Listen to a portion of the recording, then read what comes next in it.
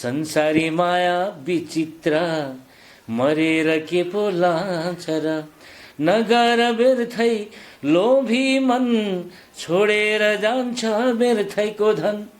मङ्गलसूत्र बेचेर घर किने भए त्यो ठिक थियो, किनभने घर बनायो नि, होइन त बेना? मङ्गलसूत्र एउटा त गयो, अब घर चाहिँ बनायो भने हुन्थ्यो।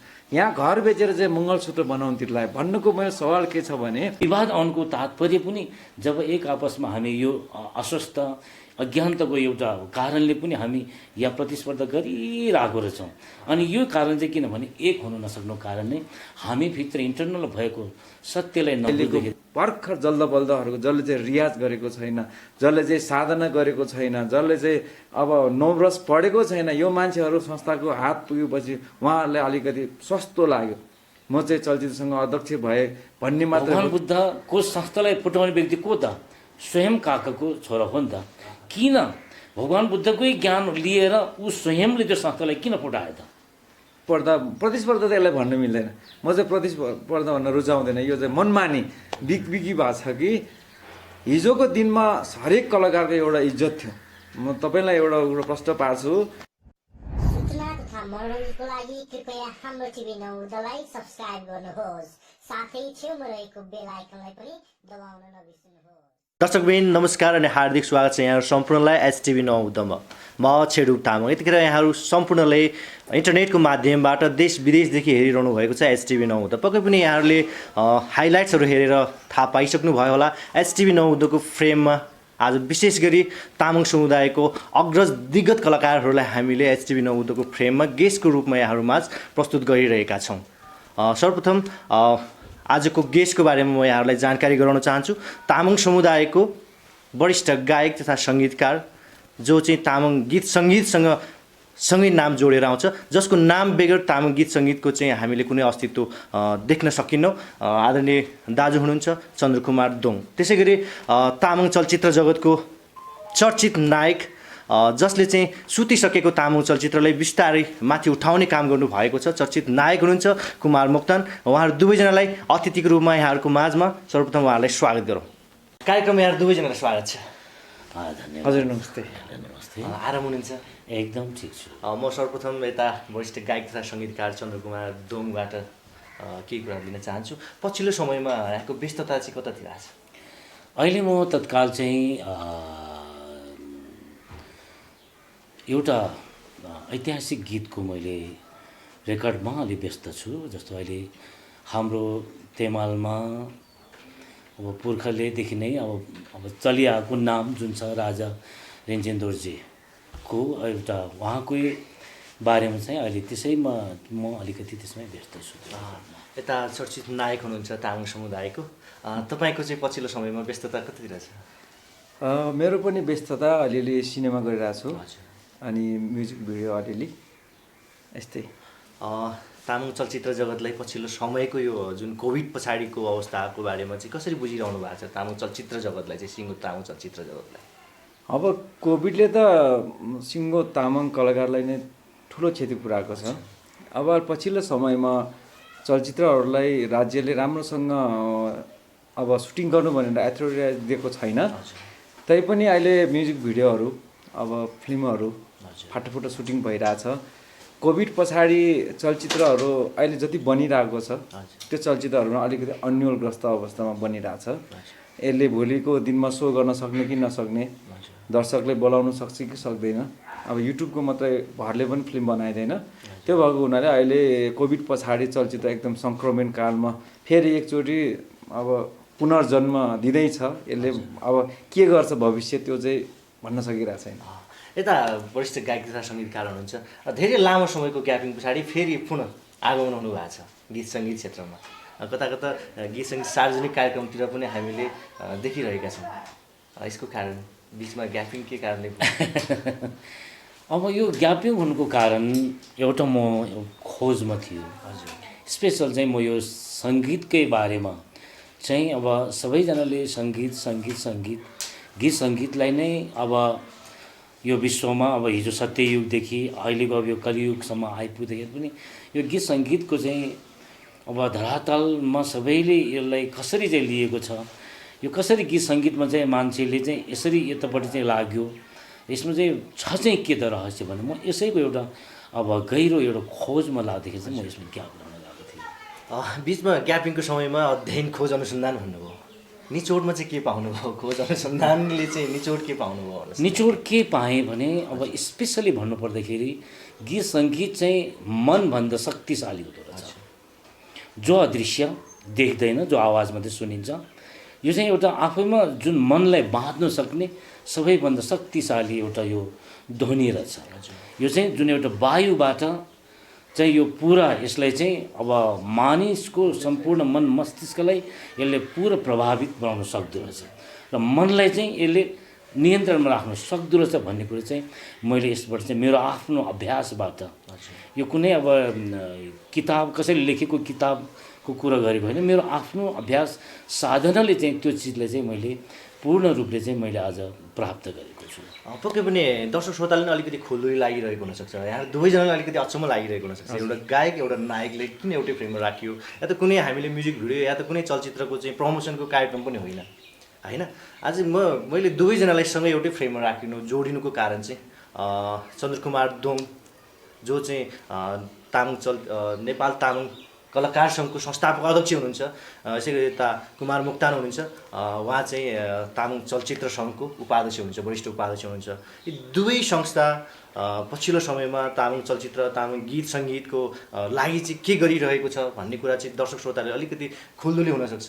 यी खुल्दुलीलाई मेटाउने जमर्को पनि हो होइन। त्यसले गर्दा यसो दुवैजनालाई मैले एउटै फ्रेममा अटाउने कोसिस गरेँ, यसलाई अन्यथा नलिनु होला होइन। पछिल्लो समयमा तपाईँको तामाङ चलचित्र सङ्घ चाहिँ के गरिरहेको छ, अवस्था के छ, काम के गरिरहनु भएको छ तपाईँ? अब अहिले ठ्याक्कै भन्नुपर्दा तामाङ चलचित्र सङ्घले यतिखेर के गरिरहेको छैन। किन भन्नु होला भने तामाङ चलचित्रै बनिरहेको छैन, तामाङ चलचित्र सङ्घले के गर्न सक्छ? अब म एउटा पोइन्टको कुरा के भन्छु भने तामाङ चलचित्र सङ्घ के अरे सरकारी कोषबाट आएको केही रकमबाट मात्रै चल्न सक्ने या चलिने संस्था होइन। त्यसको लागि तामाङ चलचित्र सङ्घ एउटा चलचित्र बन्नलाई कम्तीमा नि 15 देखि 20 लाखको एमाउन्ट लाग्छ भनेदेखि त्यो एमाउन्टको त्यो संस्था त्यसलाई प्रतिनिधित्व गर्ने संस्थाले धेरै ठुलो काम गर्नुपर्छ।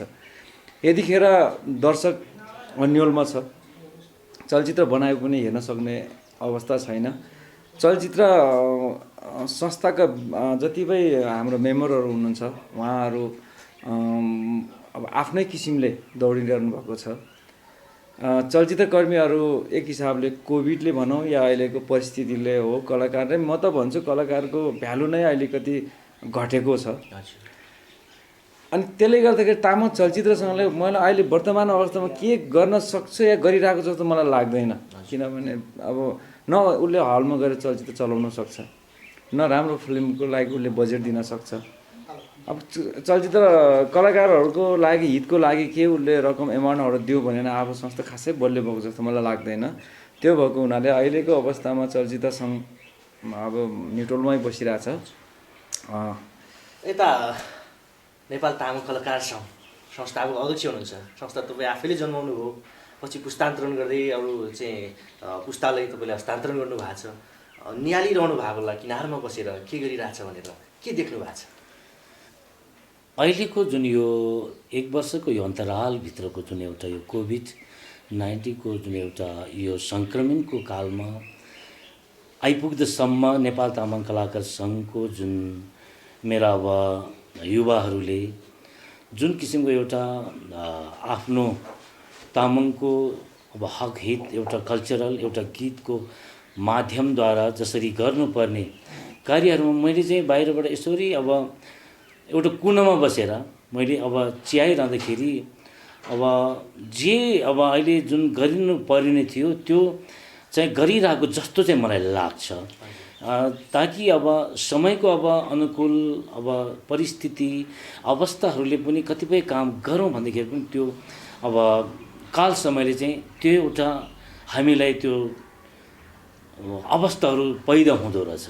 जसरी कोभिड भन्न साथै नेपाललाई मात्रै नभएर विश्वलाई नै एउटा अब एकदम त्राहिमाम बनायो। अब हजारौँ अब करोडौँको अब मान्छेको अब भनौँ न अब यो सङ्क्रमणले अब मृत्यु भएको अवस्थामा र सबै देशमा यही किसिमको एउटा अब यो सङ्क्रमण पनि लाग्छ कि अब मेरो तामाङ कलाकार सङ्घका मेरा जुन अब नवयुवकहरूले चाहिँ अब जे जति अब अहिलेको जुन यो चलिरहेको 21औं शताब्दीको टेक्नोलोजीबाट पनि तामाङ कलाकार सङ्घ चाहिँ यसरी पनि अगाडि हामी कार्य चाहिँ गर्दैछौँ ताकि अब हामी विभिन्न अब कार्यक्रमलाई हामीले स्टेज सो गर्न सकेनौँ, अब विभिन्न उसमा जान सकेनौँ, तैपनि हामीले आफ्नो गीत सङ्गीतद्वारा चाहिँ हामी यो चाहिँ गरिरहेको छौँ है भन्ने यो चाहिँ अपडेट चाहिँ गरिरहेको जस्तो चाहिँ मलाई भान भइरहेछ। ठिकै छ। तपाईँले संस्थाले अहिले हालको अवस्थामा भूमिका के कस्तो खालको खेलिरहेको छ भन्ने कुरा व्यक्त गर्नुभयो। दुवैजनालाई साझा प्रश्न छ मेरो, एउटै मात्र प्रश्न मेरो भन्दा आम दर्शक श्रोताको प्रश्न छ एउटा। तामाङ गीत सङ्गीत, तामाङ चलचित्र जगतलाई माथि उठाउनको लागि तामाङ चलचित्रसँग छुट्टै बाटोबाट चलिरहने, नेपाल तामाङ कलाकारसँग छुट्टै बाटोले चलिरहने यो आवश्यकता थियो जस्तो लाग्छ तपाईँले? तपाईँको आफ्नो चाहिँ भित्री मनदेखि के भन्छ बताइदिनुहोस्। मैले अघि नै अब हजुरले भनिसकेँ म एउटा खोजमा लागेको व्यक्ति हुँ र खोजमा लागेको व्यक्तिले एउटै कुरा अब इङ्कित गर्छ कि यो अब तामाङ चलचित्र सङ्घ त्यहाँ, अब तामाङ कलाकार सङ्घ यहाँ, यो यसको आवश्यकता छैन। यो दुइटै एउटै हो। दुइटै अब यो यही हातको अब हामी अब खाना यताबाट खान्छौँ कि यताबाट खान्छौँ त भन्ने मात्रै कुरो हो। तर म हात यतैबाट खान्छु नि, म यताबाट त खान्न नि भन्ने मात्रै हो। तर किनभने तामाङ कलाकार सङ्घ र अब तामाङ चलचित्र सङ्घ एउटै उसमा यो अट्न सकिन्छ र यो सक्नु पनि पर्छ। किनकि अब यो यसको एकदमै हाम्रो लागि तामाङ जगतको लागि चाहिँ एउटा एकदमै हितकारी पनि हुन्छ। अब मेरो आफ्नो खोजले चाहिँ यही बताउँछ कि हामी त्यहाँ तामाङ चलचित्र त्यहाँ, तामाङ कलाकार सङ्घ यहाँ होइन कि अब दुइटै एउटै छातो बनेपछि चाहिँ दुइटैको अब सहकार्यमा मैले अब सङ्गीत गरिरहेछ भने अब यो त अब सालोले शब्द लेखेको होला होइन, अथवा त्यो भएन भने सालोले त्यसमा एउटा जीवन्त आफ्नो एउटा अभिनय हुन्छ। त्यो अभिनयको त अब हामीले अब उहाँको अब अभिनयको त हामी मूल्य तिर्नु पनि सक्दैनौँ। तर उहाँले जुन एउटा म्यासेज दिइराखेको छ, एउटा शब्दले शब्दकारले शब्द कोरेको छ, एउटा सङ्गीतकारले सङ्गीत दिएको छ, एरेन्जरले एरेन्जर गरिरहेको छ, गायकले त्यसरी गाएको छ, एउटाले जीवन्त अभिनय गरेछ भने त्यो त सबैजना चाहिँ एउटै पाटोमा चाहिँ अट्नुपर्छ भन्ने चाहिँ मेरो मान्यता चाहिँ यही मैले खोजमा चाहिँ यही नै भेटाएको छु। यता नाइजो हुनुहुन्छ अझ भनौँ भने नेपाल तामाङ घेदुङ पनि छ। यो तीनवटा संस्था आवश्यक चाहिँ के कारण? यो के अरे भान्जाको अघिको कुरा म थोरै नोट गर्छु। अघि मैले तामाङ चलचित्रसँग यतिखेर न्यून छ भनेर भने, अब यसको एउटा अर्थ म रिजन के भन्छु भने तामाङ चलचित्र सङ्घले यतिखेर यदि म उपाध्यक्ष तामाङ चलचित्रसँग उपाध्यक्ष भएको हैसियतले कोही मलाई यतिखेर म सिनेमा बनाउँछु भनेर आयो भने म नबनाउनु भन्छु। मैले न्यून त्यो अर्थमा भनेको किन हो भने तामाङ चलचित्र संस्था अब उहाँ दाइ हुनुहुन्छ, उहाँ नेपाल तामाङ कलाकारको संस्थापक अध्यक्ष, उहाँले भर्खरै कुरा गर्नुभयो अपडेट भइरहेछ, अपडेट हुनुपर्छ हामी होइन। अपडेटमा अनि फरक के हुन्छ भने गीत सङ्गीत अपडेट गर्नको लागि अति आवश्यक छ अहिले, किनभने घरमा मान्छे बसिरहेछ, गीत सुनेर भयो भने मनोरञ्जन गर्न सकिन्छ, सङ्गीत घरभित्र पनि गर्न सकिन्छ। उहाँ घरभित्र एरेन्ज गर्नुहुन्छ, सङ्गीत गर्नुहुन्छ, उहाँले अपडेट गर्नु भएको छ। यो कोभिडको टाइममा धेरैलाई त्यो चिजले घर बसेर एउटा मनोरञ्जन प्रदान भएको छ, त्यो हुनुपर्छ। चलचित्रहरू हरेक चिज समय सापेक्ष चल्नुपर्छ। मैले चलचित्रको विषयमा किन म न्युट्रल छु भन्न खोजेको हो भने कोभिडको बेलामा आज तपाईँलाई मैले भिडियो बनाउँछु भनेर आयो भने मैले नबनाउनु भन्ने सल्लाह दिन्छु। किन भन्नु भने तपाईँलाई किन यो कोभिडको बेलामा विश्व महामारीको बेलामा अझ धेरै घाटामा पुर्याउने? तपाईँ घरमा बसेर रियाज गरेर एउटा गीत रेकर्ड गर्नुहुन्छ ठिक छ त्यहाँसम्म, तर तपाईँ फ्लोरमा जानुहुन्छ भने कोभिड छ, सुटिङ गर्नलाई कम्तीमा 50जना टेक्निसियन लाग्छ होइन। त्यहाँ त तपाईँ सङ्क्रमणबाट पनि जोखिममा हुनुहुन्छ र तपाईँको प्लस एउटा भिडियो बन्नलाई 2-5 लाख रुपियाँ तपाईँले एमाउन्ट हाल्नुपर्ने हुन्छ। त्यसको लगानी मैले डुब्नु भयो भन्दिनँ। म संस्थाको एउटा उपाध्यक्ष भएको हुनाले म तपाईँलाई डुब्नु भन्दिनँ। मैले बुझेको मैले त्यही हो कि भोलि मलाई नै लिएर तपाईँ भिडियो गर्दै हुनुहुन्छ म तपाईँले नगर्नुहोस् भनेर सजेसन दिन्छु। तपाईँ सिनेमा बनाउन आउनुहुन्छ, तपाईँ 15-20 लाख रुपियाँको तपाईँ तयारी गरेर आउनुहुन्छ, तपाईँ सिनेमा कहाँ देखाउने? तपाईँको सिनेमाको लागि लाग्ने अहिले जुन टेक्निसियनहरू 50जना लाग्छ, त्यतिमा तपाईँ कोभिडबाट सङ्क्रमण गर्ने जुन राज्यको नीति नियमबाट पनि तपाईँ अब के भन्छ वार्निङमा पर्नुहुन्छ भनेपछि त्यो अर्थमा चाहिँ यो नेपाल के भन्छ तामाङ चलचित्रसँग चाहिँ न्यून छ। यतिखेर के भन्न सकिरहेछ भने बस कुर्नुहोस् के समय होइन हिजोको दिन फेरि आउँला र हामी काम गरौँला, हामी हिजो चलचित्र बनाइरहेको थियो फेरि बनाउँला, तर पहिलो चाहिँ स्वास्थ्य ठुलो हो। आज कुन चाहिँ दर्शकलाई हामी कर गर्न सक्छौँ कि सिनेमा बनाएको चाहिँ हेर्न आइदिनुहोस्, होइन।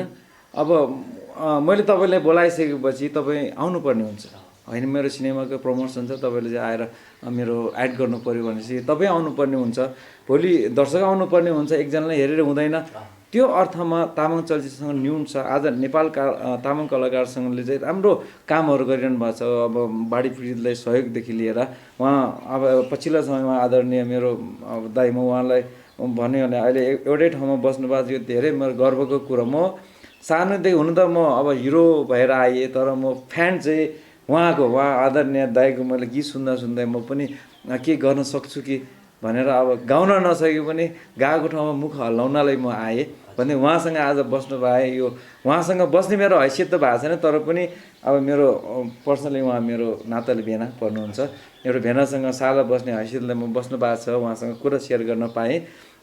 अनि अर्को कुरा चाहिँ के भन्नुहुन्छ भने तामाङ चलचित्रले सिनेमा बनाउनुभन्दा पनि मेसेज दिनुपर्ने हुन्छ। कोभिडको बेलामा हामी मेसेज दिन पनि धेरै पछि छौँ, किनभने विश्वले चिनिरहेको रोग होइन, विश्व डराइरहेको रोगलाई हामी कुन अर्थले यसलाई बुझाउने, होइन। त्यो भएको हुनाले नेपाल तामाङ कलाकारसँग र अहिले चलचित्रसँगको कोअर्डिनेसन बिचमा अलिकति फुट आएको छ। यो मैले बाहिर जति सुन्छु, जति बुझ्छु, त्यो अलिकति मान्छेले हेर्दाखेरि ओहो नेपाल तामाङ कलाकारसँग अर्कै, चलचित्रसँग अर्कै। वास्तवमा जहाँबाट नेपाल तामाङ कलाकारसँग निस्किन्छ त्यहीँबाट चलचित्रसँग निस्किने हो। कुनै पनि गीत सङ्गीत बिना चलचित्र बनेको म देख्दिनँ। त्यतिकै त हामी सङ्गीत प्रेमी, सङ्गीत बिना हाम्रो चलचित्र बन्दैन भनेदेखि त्यो एउटै संस्था हो जुन एउटा फिल्म गीतले मात्रै हिट बनाएको पनि धेरै रेकर्डहरू छ भनेदेखि एउटा गीतले धेरै फिल्म हिट बनाएको छ भने एउटा फिल्मले पनि गीतलाई हिट बनाएको रेकर्डहरू छ। त्यो एक अर्का बिना अधुरो इट्ट र भनौँ न माटो र ढुङ्गा जस्तै वाल बनेर एउटा तामाङ समुदायको एउटा नेपाल तामाङ कलाकार र तामाङ चलचित्रसँग राज्यसँग कोअर्डिनेसन गरेर कराउने, नेपाल तामाङ कलाकारले कलाकारहरू उत्पादन गर्ने, त्यही आर्टिस्टहरू हिरो पनि खेल्न सकिरहेछ, अहिले गाउन पनि सकिरहेछ।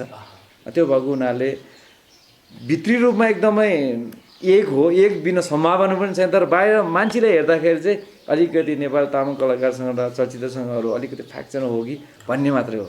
तपाईँले जुन भित्री रूपमा तामाङ चलचित्रसँग नेपाल तामाङ कलाकारसँग एउटै हो भन्ने कुरा गर्नुभयो, के हामीले अनुमान गर्न सक्छौँ नभए यो पढिए जिम्मेवारी मात्र पढिए चाहिँ कुरा बाँडफाँड नमिलेर मात्र संस्था फरक भएको हो भन्न सक्नुहुन्छ तपाईँ? मलाई नाम लिन अप्ठ्यारो भइरहेको छ, यहाँ दुवैजना अग्रज व्यक्तित्व त्यो अब यस्तो छ। मैले चाहिँ अब हजुरलाई भन्नुपर्दाखेरि चाहिँ कलाकार भनेको अब आफ्नो आफ्नो दृष्टिकोणले अब देख्दाखेरि त्यो दृष्टिकोणले त्यसलाई मूल्याङ्कन गर्ने एउटा हाम्रो विचार र विवेक मात्रै हो।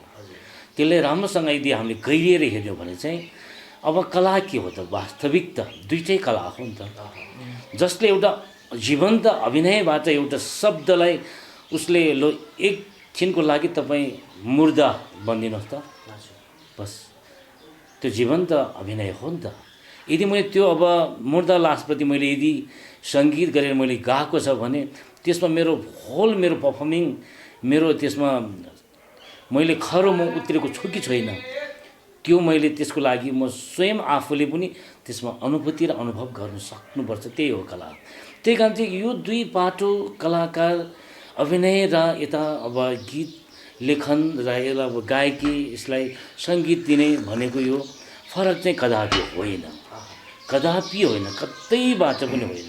किन एउटाले जीवन्त अभिनय, मृत्यु, आफ्नो एउटा मृत्यु, एउटा त्यहाँ यस्तो घटना भएको रे भन्न साथै त्यसमा अब अभिनय गर्नुको लागि ऊ कति प्रिपेयर हुनुपर्छ र। जसरी एउटा शब्दलाई हामीले आफ्नो भित्री मनको भावले ल्याएर हामी एउटा कोरा कागजमा हामी कोर्छौँ, याद गर्नुहोस् त्यो शब्द कहाँबाट आएको थियो।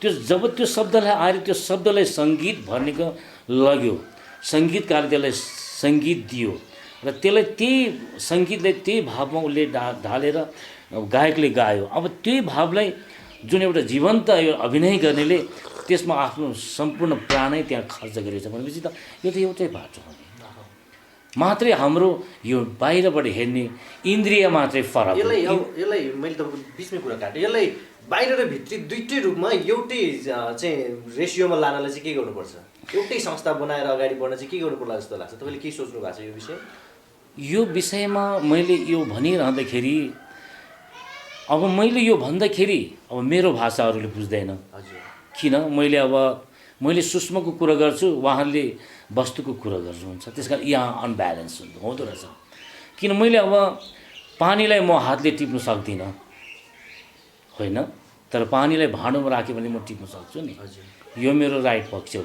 यो मेरो बुद्धिको कुरो हुन्छ तर यो कुरा गरिरहँदाखेरि चाहिँ मिल्नु सक्दैन भन्छ कतिपयले तर मेरो सूक्ष्म रूपले चाहिँ के भन्छ भने जति भने मिल्न सक्छ किनभने एउटाले जीवन्त अभिनय दिइराखेको छ भने त तिमीले त जीवन्त त्यो अभिनयभित्र तिमीले त्यो शब्द ल्याएर त्यो शब्दलाई उसले भावमा उतारेको छ करुणा भावमा जसरी अब हामी करुणा भावको कुरो गर्छौँ तिमी रुनु पर्यो यो समय दर्दनाक आउनु पर्यो भनेर त उसले त त्यहाँ 1 सेकेन्ड उसले त्यो भाव व्यक्त गर्न सक्नु भनेको त्यो दुईटैकोलाई त्यो पाटोलाई चाहिँ एकदमै एकै ठाउँ ल्याउनु सम्भव छ तर यो गहिराई चाहिँ बुझ्नु अति आवश्यकता छ नत्र भने अब असम्भव नै हुन्छ एसटिभी 9 हुँदा सारा अनलाइन तिमाल अनलाइनसँगै हामीले संयुक्त रूपमा के अभियानै चलाएको थियो पछिल्लो समयमा तामाङ कलाकार जगतमा लागेको सम्पूर्ण कलाकारहरूलाई चाहिँ अतिथिको रूपमा बोलाउने उहाँहरूसँग भलाकुसारी गर्ने होइन कलाकारिता क्षेत्रको चाहिँ अनुभव बटुल्ने समस्या के छ सबै कुरा हामीले लियौँ प्रायः जस्तो त इन्टरटेनमेन्टको कुरा लियौँ फ्रेम बाहिर हामीले भित्री समस्याको बारेमा बुझ्यौँ सो आजको यो कार्यक्रम चाहिँ आजको हाम्रो बहस इन्टरटेनमेन्टमूलक हुँदैन मलाई जहाँसम्म लाग्छ हामीले फ्याक्ट के छ तामाङ समुदायको गीत सङ्गीत चलचित्र जगतको समस्या के छ त्यसलाई निराकरण कसरी गर्न सकिन्छ सँगै तपाईँहरूको अलिकति फ्ल्यासब्याकलाई हामीले जोड्नेछौँ यता नायकजीले के सोच्नु भएको छ यसलाई एक बनाउन के गर्नुपर्छ के अरे उहाँ दाइले भनेअनुसारले सङ्गीत कला भनेको एउटै मूलबाट फुटेर आएको चिज हो होइन यसमा दुविधा छैन यसमा दुई मत छैन किनभने सङ्गीतको जसरी उहाँले गाउनुहुने गीत सायद मेरो गलाबाट निस्किँदैन तर मेरो मनबाट त्यो गुनगुनाइरहेको हुन्छ उहाँको लिपसिङ गर्दाखेरि मैले त्यो फिल गर्छु जे मैले गाएको है भन्ने म अनुभव गराउँदाखेरि मात्रै म आर्टिस्ट हुन्छु उहाँको गीतलाई मैले न्याय दिनुपर्छ होइन अहिले भए चाहिँ के भएदेखि एउटा अनुशासनहीन सबै चिजमा किनभने एउटाले अर्कोको रेस्पेक्ट नगर्ने होइन नेपाल तामाङ कलाकारमा उहाँ अहिले संस्थापक अध्यक्ष हुनुहुन्छ उहाँको कुरा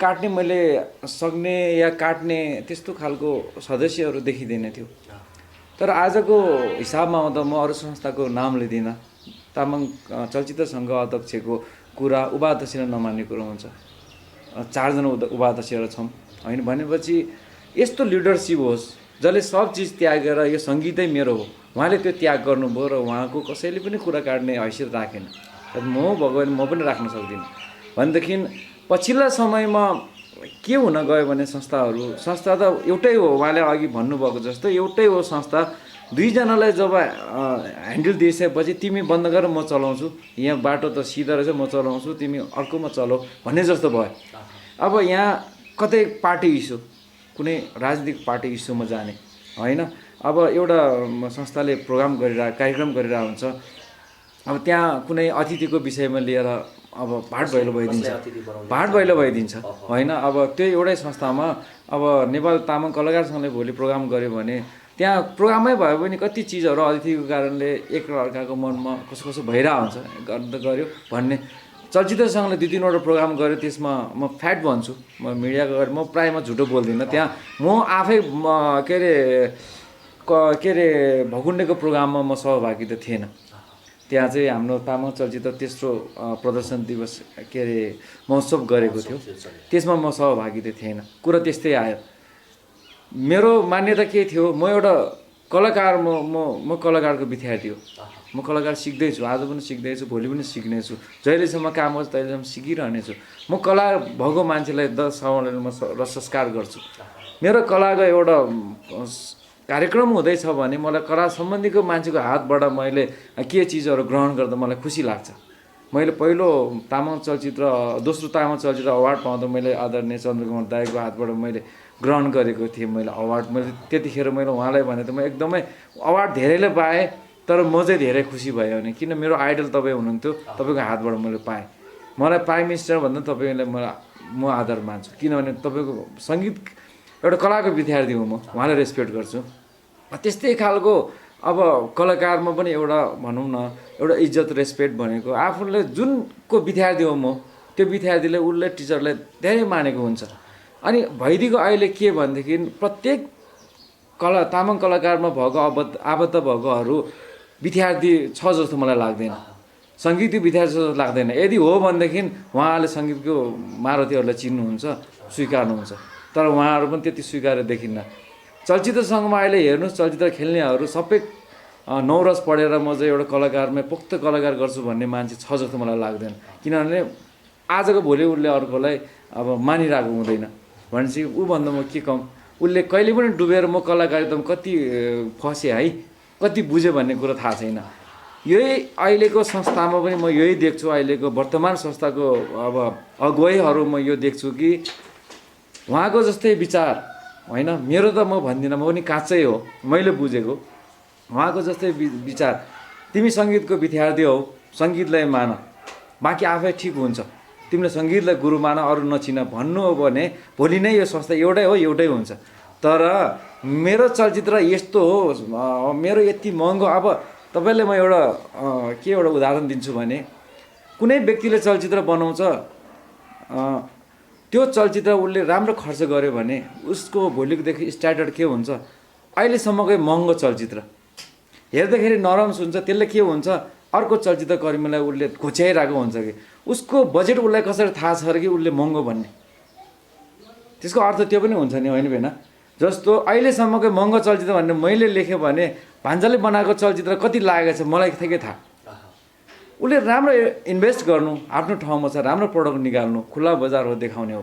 तर यहाँ के भइदिन्छ, अहिलेसम्मकै महँगो चलचित्र भने उल्लेखेपछि उसले अरूले मानेन, अनि अर्कोले बनाउँछ कुन अर्थले तिम्रो महँगो, मेरो चाहिँ के सिधै बनाएको, सुरुवात यहीँदेखि हुन्छ। मेरो भिडियो अहिलेको सबैभन्दा महँगो हो भनेर जब म ठोकेर बोलेपछि अर्कोले पनि त खर्च गरेको हुनसक्छ, बाहिर आउटपुट नदेख्न सक्छ।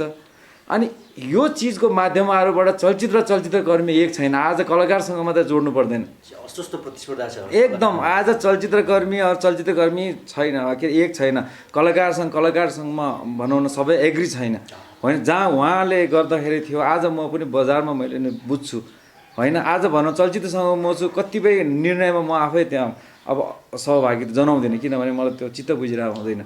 भनेदेखि यो संस्था उहाँले भने जस्तै एउटै मूल हो, एउटै आमाको गर्भबाट निस्केको। जब दाजुभाइ बिचमा फाइट हुन्छ, राम्रो दुइटैलाई हुँदैन होइन, न आमालाई हुन्छ न दुईवटा छोरालाई हुन्छ होइन। जब तिमी भन्दा म के कम भन्न थालेपछि हामी एउटै आमाको सन्तान हो, आमालाई खुसी दिऊ, तिमी दही पकाऊ म चिउरा ल्याउँछु भन्यो हो भने दही चिउरा खान्थ्यो होइन। म पनि दही नै ल्याउन सक्छु, किन चिउरा ल्याउने भन्ने खालको जब इगो बोक्न थालिसके पछाडि संस्था होस्, घर होस्, कुनै पनि ठाउँको स्थिति चाहिँ अलि भयावह स्थिति नै सृजना हुन्छ जस्तो लाग्छ।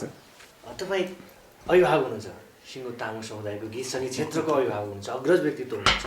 जुन किसिमको समस्या राख्नुभयो, अस्वस्थ प्रतिस्पर्धा कलाकारहरू बिच कार्यक्रम जुदाउने, एउटालाई बनाउँदा अर्को नजाने, प्रमुख अतिथि कसलाई बनाउने, कसलाई विशेष अतिथि, कसलाई अतिथि, यावत कुराहरू एउटाले अर्कोलाई माइनस गर्दै जाने, एउटाले अर्कोलाई प्लस गर्दै जाने, यो के कारणले भइरहेछ? तपाईँले के अनुमान लाउनु भएको छ? छेउमा किनारमा बसेर तपाईँले हेरिरहनु भएको छ, मैले अघि नै सुरुमै व्यक्त गरेँ, के देख्नुहुन्छ, के कारणले यस्तो भइरहेछ? अब यो हजुरले एकदमै बहुमूल्य एउटा प्रश्न राख्नुभयो, धन्यवाद।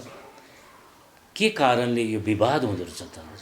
सालोले एउटा साह्रै राम्रो नजिकको एउटा परिवारभित्र, एउटा घर परिवारभित्रको दुईवटा दाजुभाइ र आमा छोरा बिचको एउटा सम्बन्धलाई जोडेर जुन विवादलाई एकदम सही ठाउँमा उहाँले उठाउनु भएको छ, त्यसमै म जोडेर चाहिँ म के भन्छु भने मेरो अब अभ्यास, मेरो साधनाले चाहिँ के भन्छ भने अज्ञानताको पराकाष्ठ हो त्यो चाहिँ भन्दो रहेछ।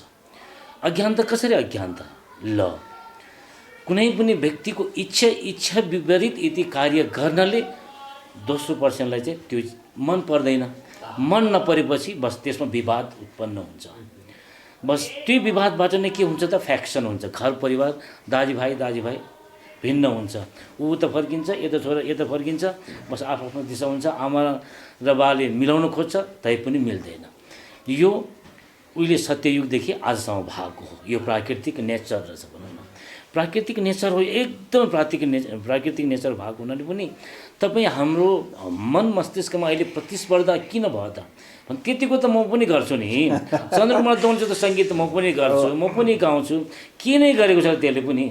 बस यो उसले भन्नु उसको लागि उसले अब नबुझेर त्यो भएको हो। उसले बुझ्नुको लागि चाहिँ जबसम्म स्वयंको अनुभव हुँदैन तबसम्म ऊ कहिले पनि निखार्न हुँदो रहेछ भन्नुको तात्पर्य। अब हजुरले मलाई यो क्यामेरा दिनुभयो, अब तपाईँ खिच्नुहोस् भनेर भन्नुभयो भने कसरी खिच्ने त मलाई थाहा नै छैन त। ताकि यसको लागि त मैले अभ्यास गर्नु पऱ्यो नि त, मैले सिक्नु पऱ्यो नि, तब न यसको एङ्गल यस्तो रहेछ यस्तो रहेछ, तब न म भित्रको त्यो बुद्धिले त्यो सबै चिजले पत्ता लगाएपछि बल्ल मैले यो काम गर्न सक्छु। भन्नुको तात्पर्य चाहिँ हाम्रो मनलाई चाहिँ जब हामीले आफ्नो मनको स्वभावलाई यदि पूर्ण रूपले जबसम्म हामीले बुझ्न सक्दैनौँ र अनि यो समाजमा यही प्रतिस्पर्धा हो। अहिले होइन, भगवान् बुद्धको दर्शनमै अब मैले के भनिरहेको छु भने तपाईँले यदि जीवनमा सफल पाउनु हो, तपाईँको एकदम याम हो, सपना हो भने तपाईँ हिँड्नुहुन्छ भने बुद्ध दर्शनको एउटा बुक पढ्नुहोस्। त्यहाँ देवदत्त र भगवान् बुद्धको संस्थालाई फुटाउने व्यक्ति को त? स्वयं काकाको छोरा हो नि त। किन भगवान् बुद्धकै ज्ञान लिएर ऊ स्वयंले त्यो संस्थालाई किन फुटायो त? तर जब मृत्युको जुन रोगको एकदम छटपटी हातमा आएर फेरि ऊ बुद्धकै शरणमा आयो, फेरि जसले चाहिँ संस्थालाई एउटै संस्थालाई विभाजन गराइदियो, फेरि मृत्युको कालमा उसले आएर फेरि अब दाइकै शरणमा आएर चाहिँ मलाई हजुरले छोइदिनुहोस् भन्दाखेरि भगवान् बुद्धले त्यहीँनिर भनेछ कि म तिमीलाई छोड्दिनँ। किन? तिमीले म समान, मलाई म बराबर तिमी भनेपछि त म किन छोड्ने त? मैले छोएर हुने चाहिँ के हो त? त्यही कारण म छुँदिनँ भनेर चाहिँ भगवान् बुद्धले चाहिँ देवदत्त स्वयंलाई भनेको छ। भन्नुको तात्पर्य चाहिँ तपाईँ हामीकोमा त्यस्तो ज्ञान छैन, कसैकोमा छैन। हामी के कुरो गर्छौँ? यो भौतिक संसारको कुरो गर्छौँ, यसलाई नै रियल मान्छौँ त। हाम्रो अगाडि जे चिज छ यही सत्य हो भन्छौँ नि, तर सत्य अर्को भइराखेको छ। हामी नित्यलाई हामी सत्य भन्छौँ। त्यसै कारण भगवान् बुद्धले तिमी अनित्य संसारमा बाँचिरहेछ, तिमी सत्य कुरो गर्छौ, कसरी तिमी यो कुरो गर्छौ? तिमीले शरीरलाई मान्छौ कि शरीर चलाउनेलाई मान्छौ त? यो एउटा प्रश्न रह्यो। अब शरीरलाई यदि मान्छौ भनेदेखि त तिमी सक्यो, यदि शरीर चलाउनेलाई मान्छौ भने त सत्य त त्यो भित्र अलग्गै छ नि त। किन तिमीले त बाहिरबाट जे देख्छौ यो अब इन्द्रियले देखेको चिजलाई तिमीले सत्य मानेको। यो आँखा, यो कान, यो मुख, यो नाक, यो शरीर, यो एउटा इन्द्रिय हो। यो इन्द्रियले नै को आधारमा तिमीले सबैलाई सत्य भने, तर यो सम्पूर्ण नित्य हो नि त। किन? तिमी स्वयं अनित्य हो, तिमी सबै नै एक दिन तिमी सबैबाट तिमी बिछोडिन्छौ।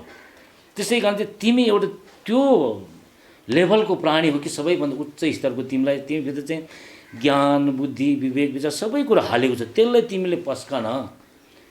तिमी अब म चाहिँ अब के अरे अब फलाना ठाउँमा चाहिँ म मन्दिर म दर्शन गर्नु गएको, ईश्वरको दर्शन गर्नु गएको भने तिमी भन्छौ भने तिमी मूर्ख काम गर्दैछौ, तिमी बेकारमा त्यहाँ गइराखेका छौ। किन? बुद्ध दर्शन यो कुरा क्लियर गरेको छ। तिमी यदि त्यो मन्दिरमा जानुको सट्टा आफूले आफैलाई नै पूजा गर। किन? सम्पूर्ण चाहिँ तिमी भित्र नै छ। जति छ यो ग्लोबलाइजेसन, यो अब युनिभर्सलमा सम्पूर्ण चिज चाहिँ तिमी भित्र छ। यो दर्शक श्रोताले तपाईँ एउटा सठिक एन्सर चाहनुहुन्छ होला सायद, मलाई जहाँसम्म लाग्छ।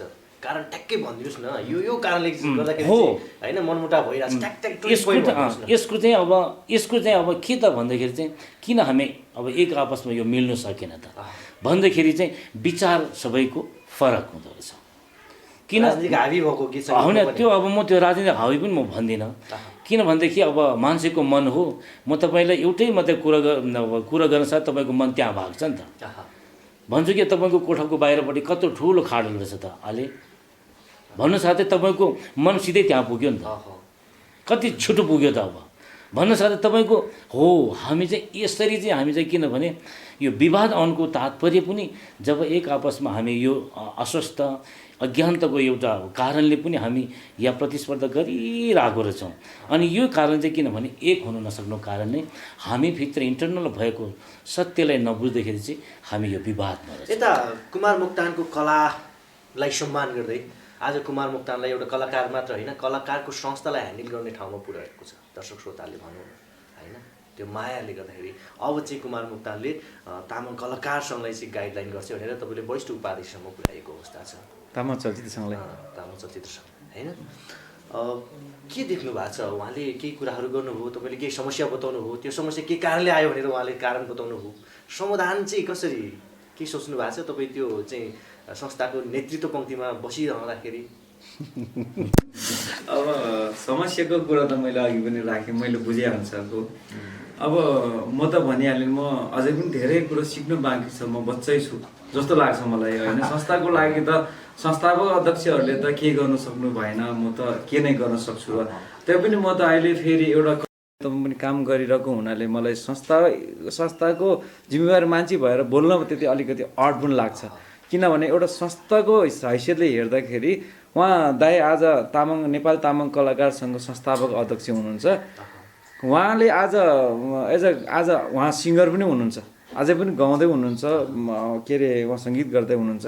उहाँले आज संस्थाको लागि प्रष्ट कुरा एउटा गरिदिँदाखेरि उहाँको सङ्गीत अलि मान्छेले मन परेन अनि भन्या हो भन्ने उहाँलाई अब्जस पनि आउन सक्छ। त्यस्तै मलाई पनि के हुन्छ भने म आज संस्थाको हिसाबले त्यो विषयमा उसले गर्ने काम संस्थाको मर्यादाभित्र बसेर गर्नु भन्ने खालको मैले बोल्यो भने अब के अरे मलाई आशा चाहिँ आउन सक्छ कि अब म पनि कलाकार पनि हो नि त, त्यही भएर मैले अर्को कामलाई चाहिँ विरोध गरेँ भने जस्तो हुन्छ।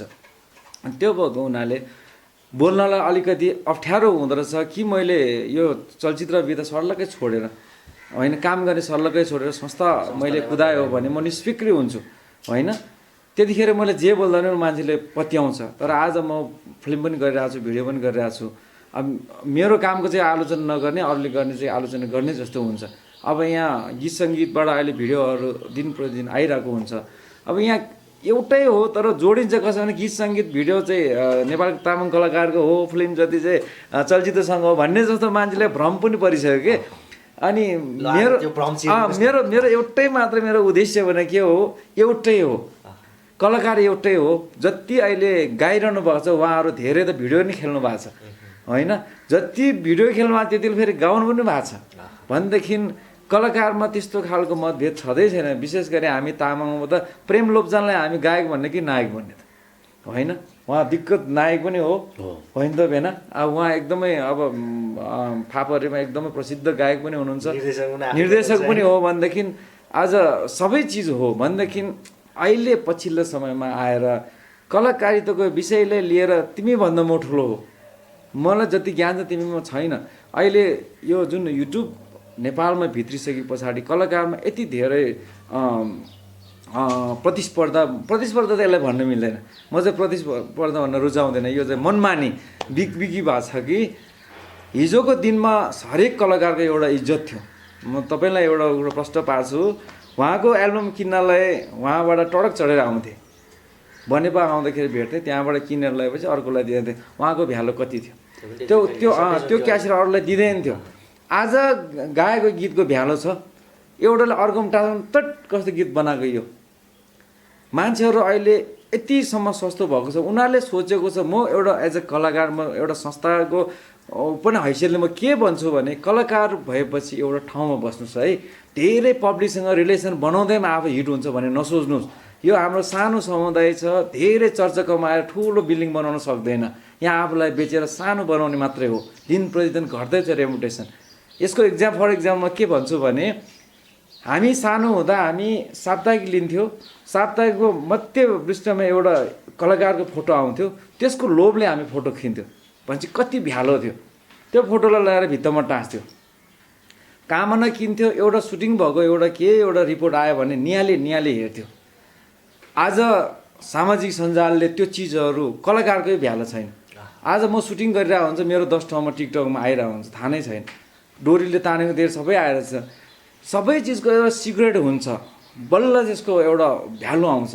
हाम्रो कलाकारहरूलाई म एउटा रिक्वेस्ट के गर्न चाहन्छु, त्यति सस्तो नभइदिनुहोस् होला। यो एउटा एप्स हो, सामान्य एप्समा तपाईँको फेसलाई यति सस्तो नबनाउनुहोस्। म खेल्दिनँ, मैले घमण्ड गरेँ भन्छ कतैले मान्छेहरूले, तर मेरो त्यो इन्टेन्सन होइन कि एउटा मर्यादामा बस्नुहोस्। तपाईँ एउटा भिडियो खेल्नलाई एउटा पैसा लिने मान्छे सिधै मोबाइलमा गएर मुख नबिगार्नुहोस्। भन्नुको अर्थ के हो भने एउटा डिमान्डेड कलाकार भइसके पछाडि टिकटक खेलेर भिडियोको अफर आउला कि भन्ने होला, तर फिल्म खेलिसकेको मान्छे चाहिँ अफर के को लागि खेल्ने त टिकटक? उसले देखाउनु त फिल्म पाउँदाखेरि देखाउनु, अब्बल कला देखाउनु, हरेक चिजको सिक्रेट हुन्छ। मैले भन्न खोजेको होइन, उहाँ सङ्गीतको सर्जक हुनुहुन्छ। उहाँलाई पनि आज एउटा गीत दिने बित्तिकै उहाँलाई फ्याट्टै यहाँ आउँदैन, उहाँले गएर रियाज गर्नुपर्छ। त्यो रियाज उहाँको सबैको टुक्रो टुक्रो ल्याएर बाहिर टिकटकमा राख्यो भने चन्द्रकुमार पनि यसरी गर्ने रहेछ नि त भन्ने हुन्छ। भनेपछि सिक्रेट हुन्छ। उहाँले त्यो कलेक्सन गर्दाखेरि, उहाँले जति साधना गर्दाखेरि आउँछ, पछि उहाँले चाहिँ सबै रेडी भइसकेपछि अनि यो चाहिँ मेरो फ्रेम तयारी भयो, अब देखाउने हो। जादु हेर्दाखेरि पनि तपाईँको सिक्रेट उहाँ मान्छेको आँखा छल गर्ने हो। यहाँबाट हातमा लुकाइन्छ भने अगाडि देखायो भने जादु कसले हेर्छ? फिल्मको पनि त्यस्तै सिक्रेट हुन्छ। स्टुडियोमा मान्छे सुटिङ कसरी गर्ने, सुटिङ कुरालाई सिक्रेट राख्ने, अब मान्छे मारेको त डुप्लिकेट हुन्छ।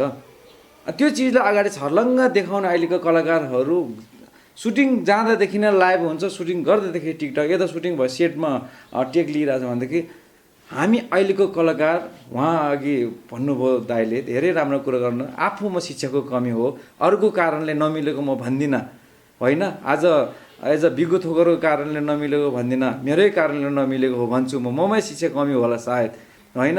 आज नेपाल तामाङ कलाकार सङ्घको संस्थापकहरूको कमजोरी होला होइन, सबैले स्वीकार्नुपर्छ। म चाहिँ ठिक थियो, फलन मात्रै गलत भन्न पाइँदैन होइन। ममा पनि के कमजोरी थियो र मान्छेले आउन उठाए होइन।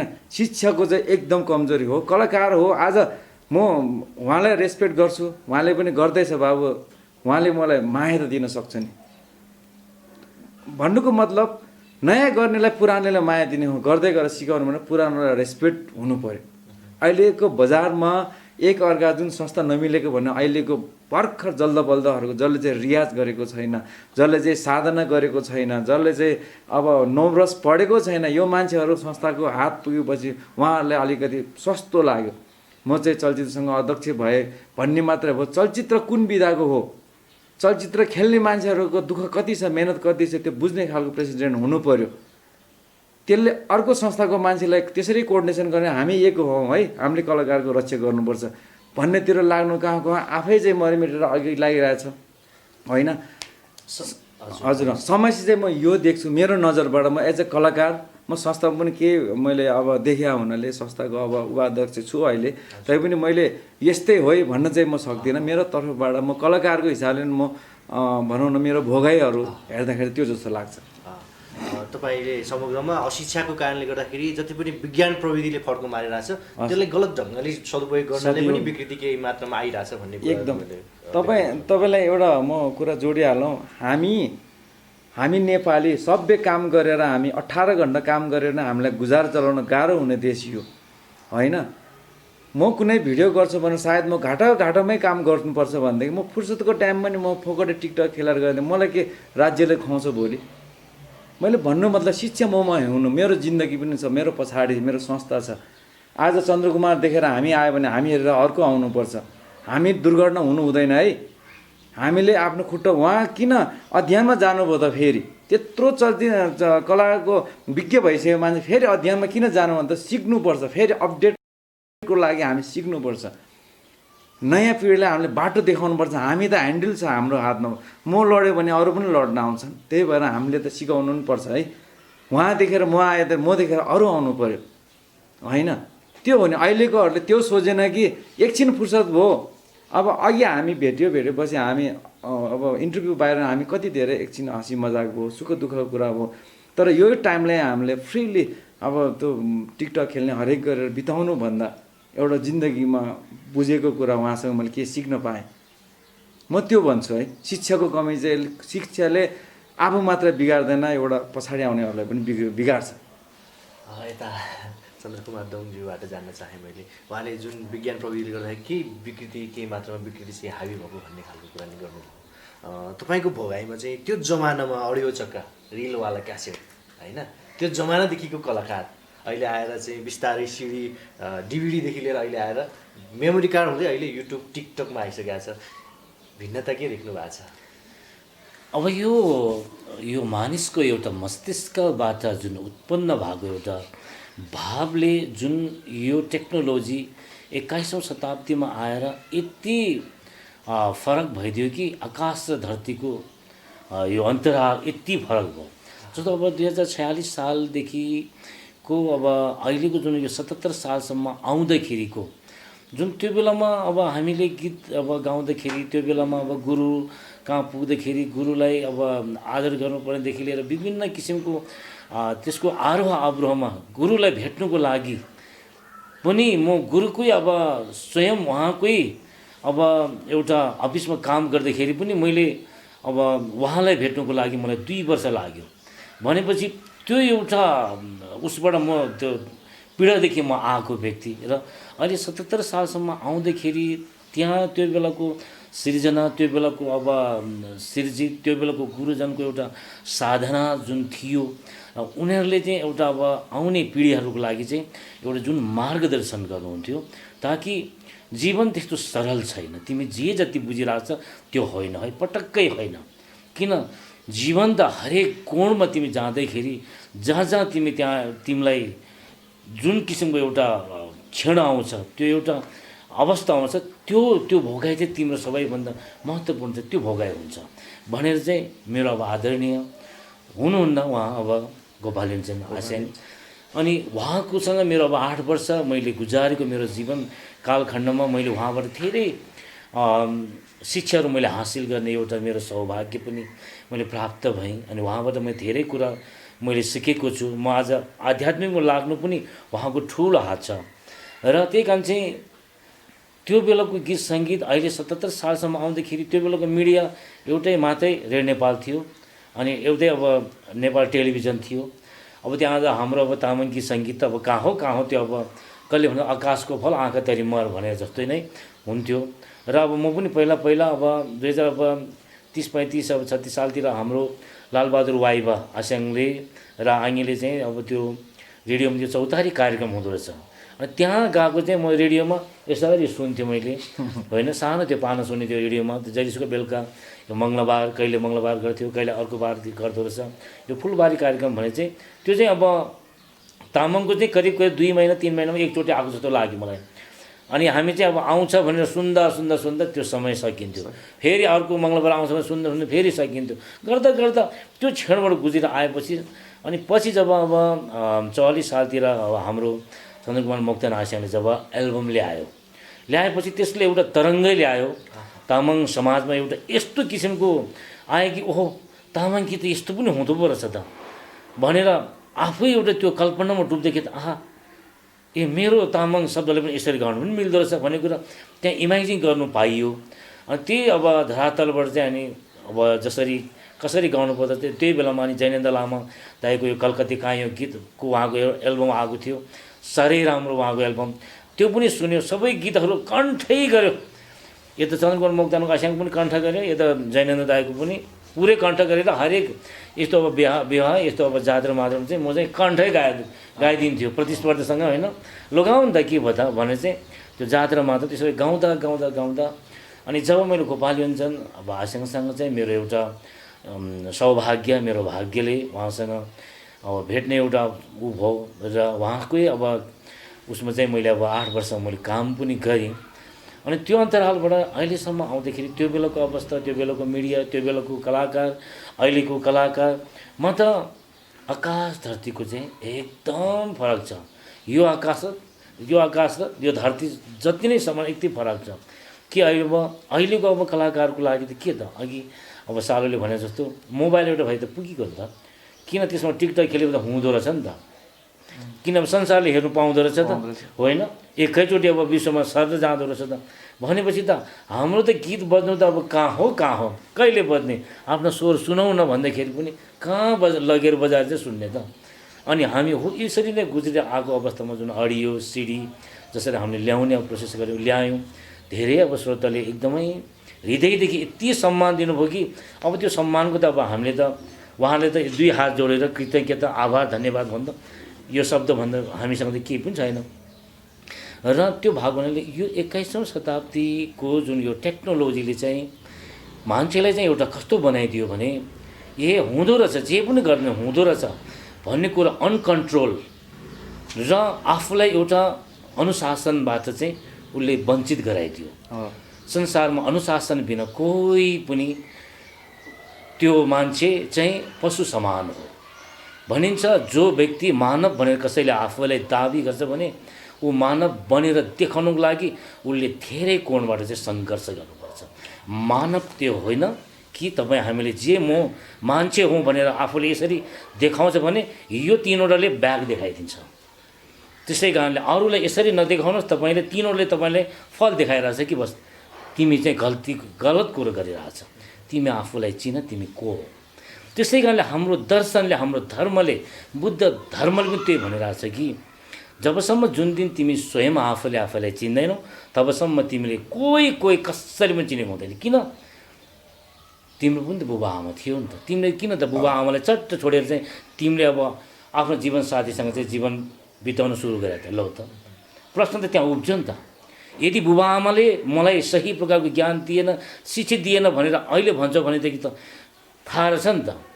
मेरो बुबा आमा यति साह्रो अब नलेज थिएन, मेरो बुबा आमा अनपढ थियो, गवार थियो भने त थाहा रहेछ पुत्रलाई त। भनेपछि त त्यो आमा बाबाप्रतिको के दोष थियो त? दोष त आफूमा रह्यो नि त।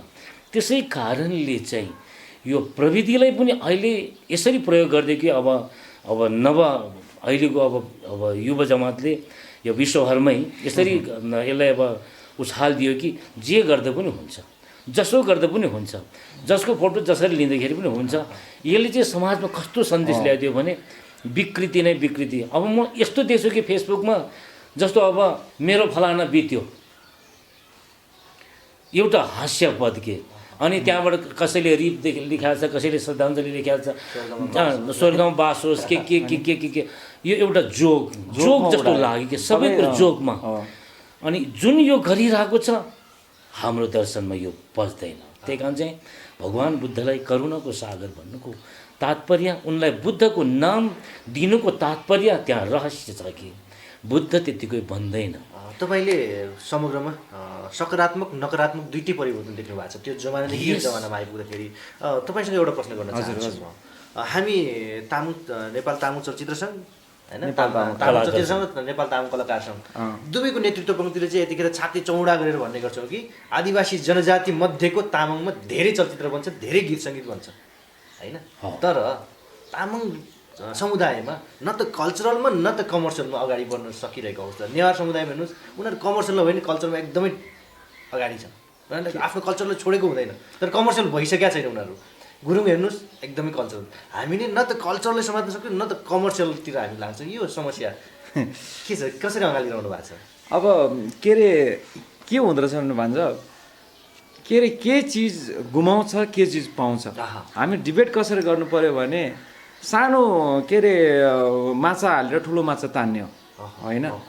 तर तामाङ गीत सङ्गीत तामाङ चलचित्रमा म पनि भान्जोको कुरामा सहमत छु। उनीहरूले चाहिँ ठुलो चाहिँ दिएर सानो तानिरहेको छ कि मङ्गलसूत्र बेचेर घर किने भए त्यो ठिक थियो, किनभने घर बनायो नि होइन त बेन। मङ्गलसूत्र एउटा त गयो, अब घर चाहिँ बनायो भन्ने हुन्छ।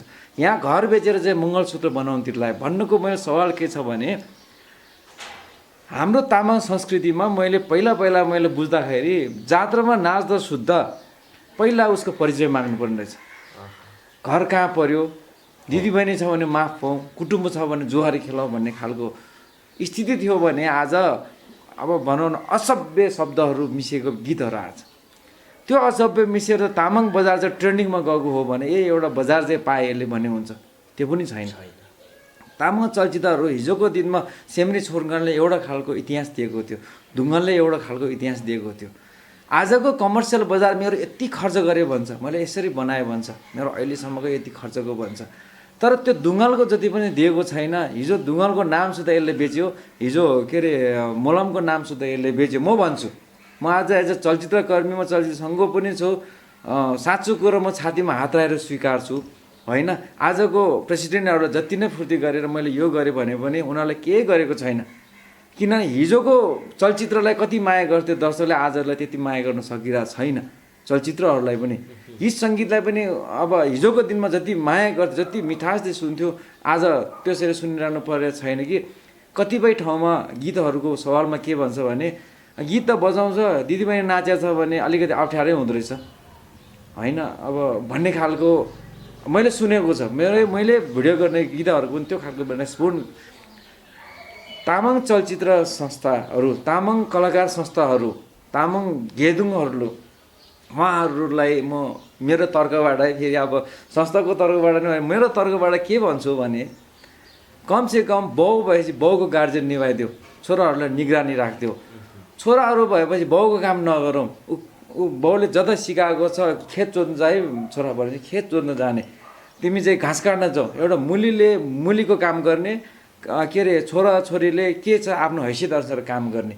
यहाँ के भइरहेछ, यहाँ छोराछोरी बाउको काम पनि गर्न खोज्ने, बाउ आमा छोराछोरीलाई वास्ता पनि नगर्ने भन्न खोजेको तामाङ अगुवाईको ठुल्ठुलो संस्थाहरू छ। उहाँहरूको कहिले पनि ध्यान पुग्दैन कि तामाङ गीत सङ्गीतले के गरिरहेछ, तामाङ चलचित्र के गरिरहेछ। म सुन्नमा म आउँदैन।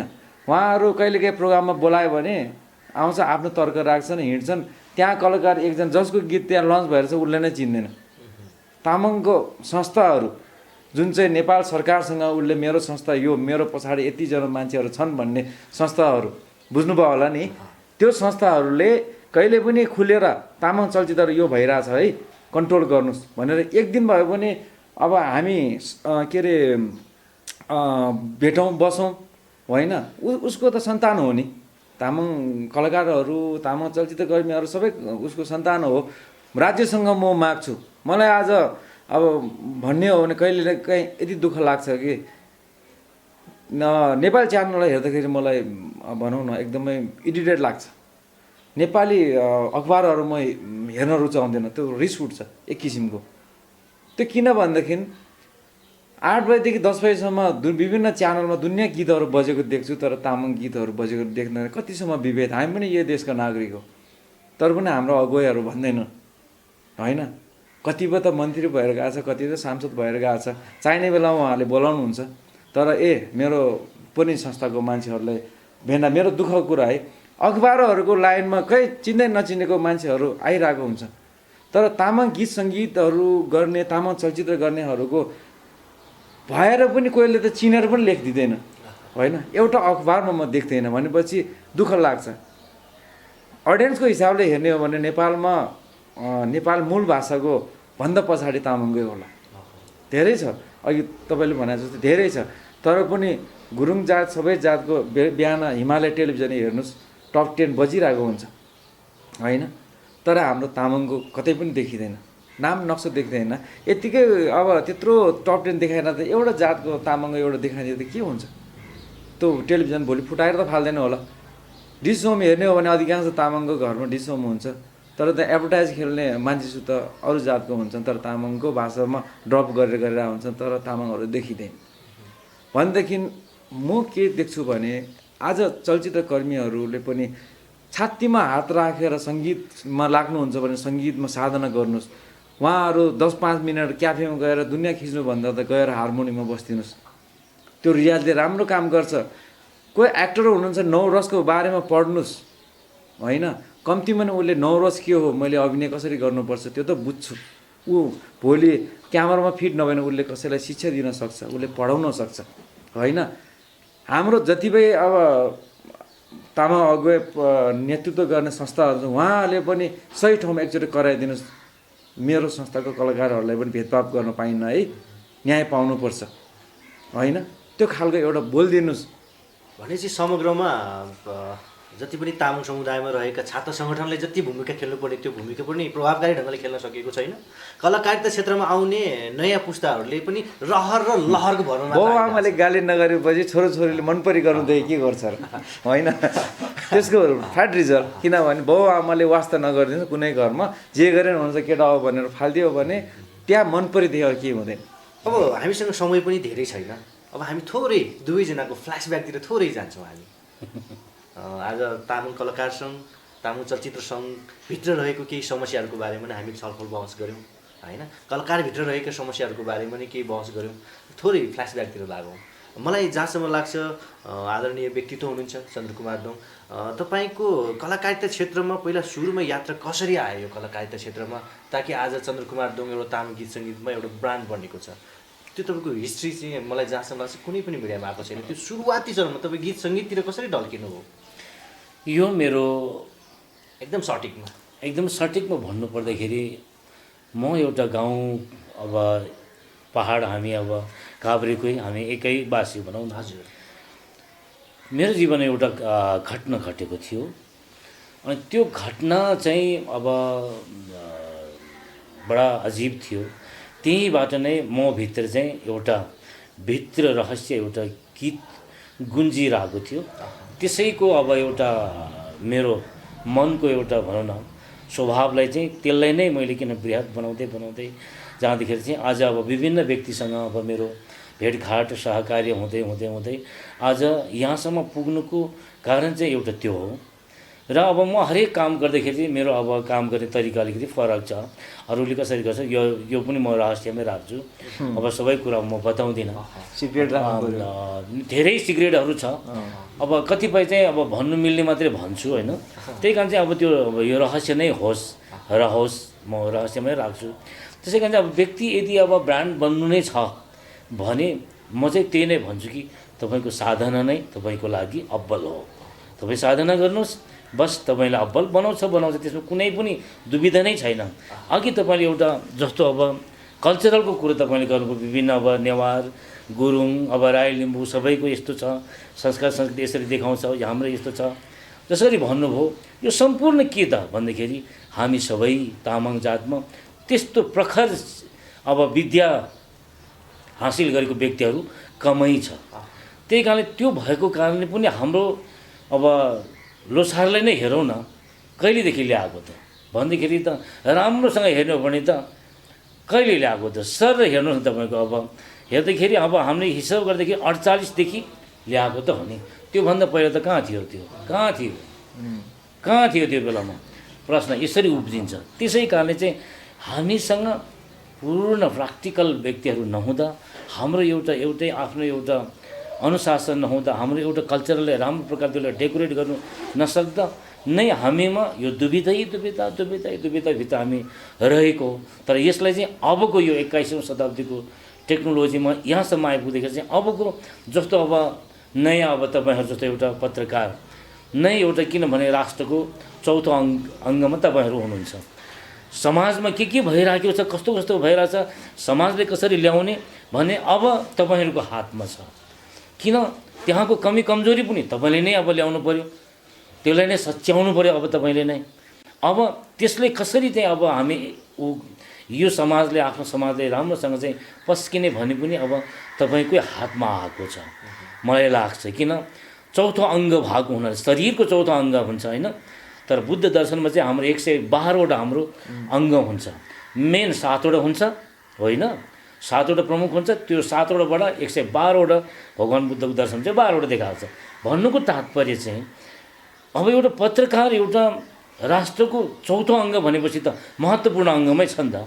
अब समाजमा यो किसिमको एउटा छ भनेदेखि त यसले तपाईँले एउटा खोतलेर चाहिँ यसलाई चाहिँ सही दिशा चाहिँ अब देखाउने एउटा हजुरको पनि एउटा दायित्व हो।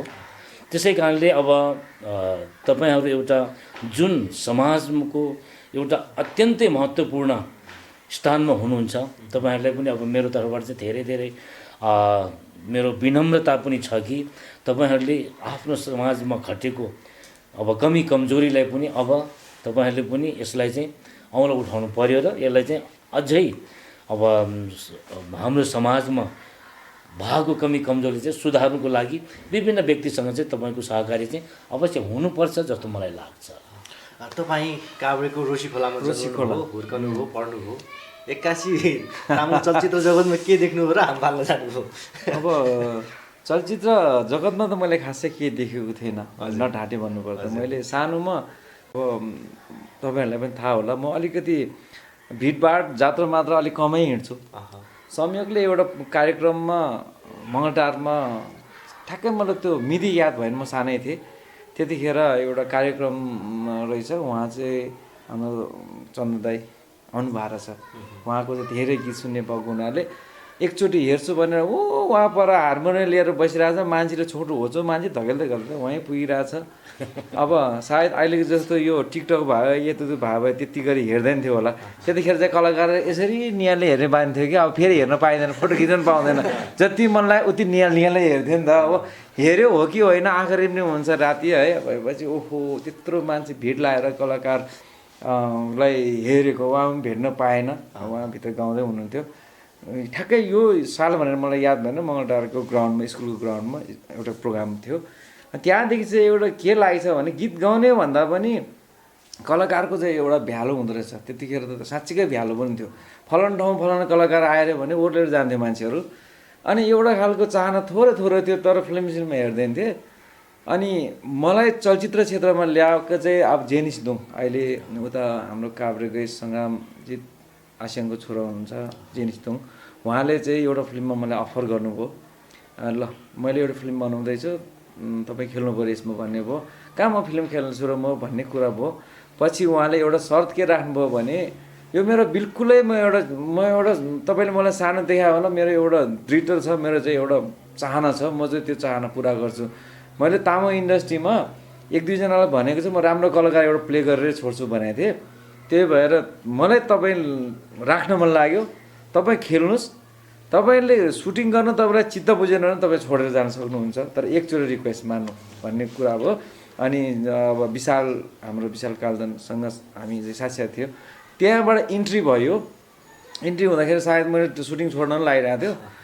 अनि बिचमा उहाँ घरमै लिन आउनुभयो। म एकदम नसकेर अब के सिकेको थिएन, आत्ता लिएर म घर गएको थिएँ, लिन आउनुभयो। लिन आएर 2-4 दिन रेस्ट गर्नु, फेरि गरौँ भन्ने भयो। फेरि गरिसके पछाडि ओहो लाज लागेर म सक्दिनँ भन्ने थियो।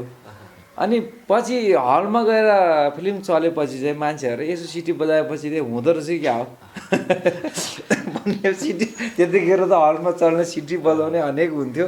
अब वहीँदेखि ठ्याक्कै समय यसरी परिवर्तन झन् थाहा भयो भने त्यतिखेर मान्छेले त्यो अघिको हिरो त्यही हो भनेर देखाउन थालेपछि चाहिँ अलिकति हो कि क्या हो जस्तो लाग्यो। आज चाहिँ मान्छेले देख्छ भनेर मास्क लाउँछु, अप्ठ्यारो लाग्छ होइन। कुन चलचित्र थियो त्यतिखेर? मेरो युल्ला माया फर्स्ट। युल्ला माया चलचित्र नै त्यस्तो बन्यो कि कुमार मोक्तानको त्यो यात्रादेखि चाहिँ त्यतिखेर लौ तामाङ चलचित्र जगत अलिकति सुस्ताएको अवस्था थियो। हजुर। जति पनि थिए त्यो बिस्तारै चाहिँ बाहिरिने क्रम जारी थियो। त्यसले चाहिँ अलिक तामाङ चलचित्र जगतलाई माथि उठाउने भूमिका खेल्यो। अब उठाउनु त अब मैले भन्दा नि समयले उठायो होला होइन। मैले त के उठाउनु, म एउटा सामान्य कलाकार। तर मैले एउटा चिज चाहिँ म भित्राउन चाहना राखेँ कि उहाँ दाइले अघि भने जस्तै, दाइले अघि ब्रान्ड भन्नुभयो, उहाँलाई ब्रान्ड भन्दाखेरि म एकदम एग्री छु। ब्रान्ड यो अर्थमा हुनुपर्छ, मैले पनि अरूबाट सिकेको, आफै जानेको त होइन, मैले बुझेको अनुसार जो कलाकारले एउटा चिज चाहिँ त्यो फिल्ममा ल्याउनुपर्छ, जुन चाहिँ व्यावसायिक रूपले मान्छेले एक्सेप्ट गर्नु पऱ्यो। त्यसको पहिरनदेखि लिएर त्यसको भाका, त्यसको टोनिङ, सबै चिज एउटा चिज चाहिँ उसले भित्राउनै पर्ने रहेछ। चन्द्रकुमार दाइको एउटा सेलो गीत सङ्गीत उहाँले जुन भित्राउनु भएको छ, उहाँको आज हिजो देखेको र आज देख्दाखेरि उहाँ एउटै रूपमा देखिन्छ, कहिले परिवर्तन देखिँदैन। उहाँ ब्रान्ड हो, एउटा लोगो हो उहाँ होइन। नेपालको नक्सा जस्तो छ उहाँ त्यस्तै हो होइन। उहाँको गीत सङ्गीतमा आज तामाङ पल देखेकै हुन्छ। जति उहाँले कमर्सियल हिसाबले गरे पनि उहाँको जति तामाङ टोन म अरूमा पाउँदिनँ। उहाँ म प्रायः सबैलाई यो भन्छु, तामाङ टोन उहाँको जति अरू भेट्दिनँ म भन्छु मेरो बुझाइमा। अनि म नै एउटा ब्रान्ड चाहिँ मैले के सोचेँ भने म नै एउटा ब्रान्ड ल्याउँछु तामाङ चलचित्रमा, एउटा चिज ब्रान्ड ल्याउँछु जुन चाहिँ बिग्छ। अब व्यापार भन्ने त्यही हो कि बिग्छ कि टिप्छ होइन। अनि मैले एउटा के सोचेँ भने तामाङ फिल्ममा त्यतिखेर मलाई फर्स्ट फिल्म स्टार्टिङ गर्दाखेरि निर्देशकले मलाई कबाट खोल्नु भन्यो। द्वन्द्व निर्देशकले तिमी हिरो हो भने हो, कबाट खोला भने। किन भनेको तामाङ हिरोले कहाँ फाइट गर्न सक्छ र? अनि म त खोल्दिनँ भनेको। फाइट गर्न सक्छ भने सक्छु, मैले हिसाबले सक्नु सक्छु, अब नसक्ने त म के गर्छु गर्नु र भने। त्यो बेलामा तामाङ इन्डस्ट्रीको हिरोलाई यतिसम्म त्यो फाइट राइडर हेप्दो रहेछन् कि बाइक कुदाएर ल्याउनु पर्ने सिनमा अर्कोले ल्याएर हेलमेट निकाल्ने बेला मात्र हिरो। त्यतिसम्मको उनीहरूको सोच होइन, फेसन लेभल छैन। अनि मैले त्यतिखेर म बाइक स्टन्ट गर्न सक्छु, फाइट पनि म गर्छु। त्यतिखेर त यङ पनि थिएँ, म मार्सल आर्टको विद्यार्थी पनि थिएँ। त्यसले गर्दाखेरि मेरो यही चिज चाहिँ म ब्रान्ड बनाउँछु म इन्डस्ट्रीमा भनेर म त्यतिखेर हिल्लोमा हेर्नु होला 220 बाइकमा इन्ट्री भएको छ। म रेबन चस्मा लगाएर भएको थियो। मैले त्यतिखेर फाइट स्टन्ट माफै गरेँ। त्यतिखेर तामाङले पनि गर्दो रहेछ नि भन्यो, तर मेरो नौलो थियो। तर म के सोचेँ भने तामाङ इन्डस्ट्रीको हिरोले फाइट गर्दैन, बाइक चलाउँदैन, स्टन्ट गर्दैन भन्ने म चाहिँ गर्छु होइन भन्ने हिसाबले पछि सेकेन्ड फिल्म गर्दाखेरि झन् फुल एक्सनमा मैले सिनेमा गरेँ। त्यो ब्रान्ड एउटा बनाउन मैले सधैँ कोसिस गरेँ कि फर्स्ट टाइम आउँदाखेरि रेबन लगाएको मान्छे नै तामाङ हिरो हुन्छ भन्ने मलाई कुरा काट्ने धेरै आयो। तर आज प्रत्येकको आँखामा रेबनै देख्छु होइन, हो भएन। अब त्यो मेरो ब्रान्ड आज म कपाल यही डिजाइनमा अब मेरो दोजिडनमा यही स्टाइल त थियो भने यहीँ घुमिरहेको छ, म पछि परिवर्तन खासै भएको छैन भनेदेखि इन्डियामा अमिताभ बच्चनको जुङ्गा आज पनि सेतै हुन्छ होइन, मिथुन चक्रवर्तीको कपाल आज पनि त्यस्तै हुन्छ, नेपालको राय समालको उसको कपाल पुलिस खेल्दा पनि त्यस्तै हुन्छ, ऊ ब्रान्ड हो भनेपछि उहाँलाई पनि ब्रान्डमा एकदम एग्री छु। मैले पनि एउटा कमर्सियल फेसमा हो तामाङ इन्डस्ट्रीलाई पनि भित्राउँछु, तर यसको मतलब म ग्ल्यामरसमा यो उल्पट्याङ होइन कि कमर्सियल भनेको पाइलट पनि हुनसक्छ तामाङ होइन भएन, एकदम के अरे पुलिस पनि हुनसक्छ। मैले पुलिसको पहिला भूमिका गर्दाखेरि अब तामाङको पुलिसहरूको अब भनौँ न कोहीको फुली नहुने कस्तो खालको हिल्ला कानुन गर्दाखेरि अब तामाङ हिरोले पनि युनिफर्म लाउँदाखेरि कुनै सेटेलाइट हिरोभन्दा कमी हुनु हुँदैन भन्दाखेरि त्यतिखेर पोस्ट प्रोडक्सन सँगै भएको थियो। मेरो सेटेलाइटको भन्दा राम्रो चाहिँ युनिफर्म हाम्रो भएको रहेछ भनेपछि दिनेश डिसीले वाह तामाङमा पनि यस्तो खालको युनिफर्म सेट हुन्छ भन्ने भएको थियो। भने चाहिँ होमवर्क गर्नुपर्छ। मैले त्यो फेसमा मैले ल्याएर मैले एउटा रेबन चस्मा लगाएर म 220को बाइकमा इन्ट्री गरेँ। आज पनि समग्रमा 220को बाइकहरू आजसम्मको पनि डिमान्डमा छ भनेपछि 10-11 वर्ष मैले यो फिल्डमा पार गरेँ। त्यही पल्सर चढेर आएर मैले भेनाको हातबाट एउटा अवार्ड थापेँ भनेदेखि मान्छेले ब्रान्ड बनाउनको लागि कलामा पोख्त त कोही पनि हुँदैन, सबै सिकिरहेकै हुन्छ। तर एउटाबाट एउटा चिजको अपेक्षा मान्छेले राख्छन्, त्यो चिज चाहिँ मैले पनि ल्याउन कोसिस गरेँ। तामाङ चलचित्रसँग अब मेरो आगमन त्यस्तो छ। अब वर्तमान यस्तै कुमार मोक्तानले कुमार मोक्तानको अभिनयमा धेरै चलचित्रहरू बने। हजुर कतिपय चलचित्रले चाहिँ उत्कृष्ट चलचित्रको चाहिँ अवार्ड पनि प्राप्त हजुर अब अपकमिङ त्यस्तो मुभी केही छ भने अब यही मौकामा अब अपकमिङ अब एड छोडिदिइहालौँ। अब दोर्जिडन भाग 2 जुन फिल्म अत्याधिक रुचाएको फिल्मको भाग 2 फिल्म चाहिँ अब आउँदैछ। पोहोर वैशाखमै चाहिँ रिलिज हुने कुरा भयो, कोभिडले गर्दाखेरि ब्याक छ, अब चाहिँ छिट्टै आउँदैछ।